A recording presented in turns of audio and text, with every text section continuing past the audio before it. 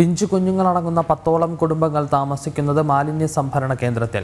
കോഴിക്കോട് കുന്നമംഗലം നൊച്ചിപ്പാറയിൽ മാലിന്യ വേർതിരിക്കൽ കേന്ദ്രത്തിലാണ് കുട്ടികളടക്കമുള്ള കുടുംബങ്ങൾ താമസിക്കുന്നത്.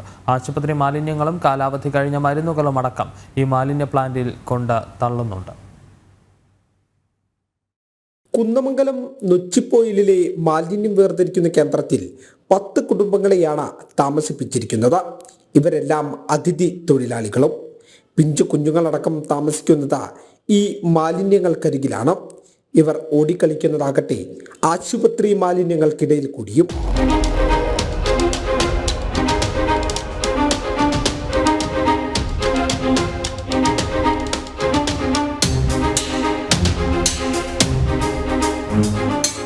ഇതിനോട് ചേർന്നുകൊണ്ട് ഒരു 15ഓളം അതിഥി തൊഴിലാളികളെയാണ് ഇവിടെ കൊണ്ടുവന്നിരിക്കുന്നത്.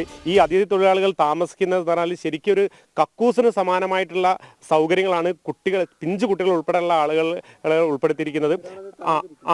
അവരാണ് ഇത് തരംതിരിക്കുന്നത്. ഈ തരംതിരിക്കുന്ന ജോലിക്കാർ താമസിക്കുന്ന ആ സൗകര്യങ്ങളും അവരുടെ അടിസ്ഥാന സൗകര്യങ്ങളും നോക്കിക്കഴിഞ്ഞാൽ എത്രത്തോളം ഇതിന്റെ ഉടമസ്ഥന് ഈ ഒരു കാര്യത്തിനോടുള്ള അദ്ദേഹത്തിന്റെ പ്രതിബദ്ധത നമുക്ക് മനസ്സിലാക്കാൻ പറ്റും. കയർ നിർമ്മാണ കേന്ദ്രമെന്ന് തെറ്റിദ്ധരിപ്പിച്ചാണ് മാലിന്യം വേർതിരിക്കുന്ന കേന്ദ്രം ഇവിടെ പണിതതെന്ന് നാട്ടുകാർ ആരോപിക്കുന്നുണ്ട്.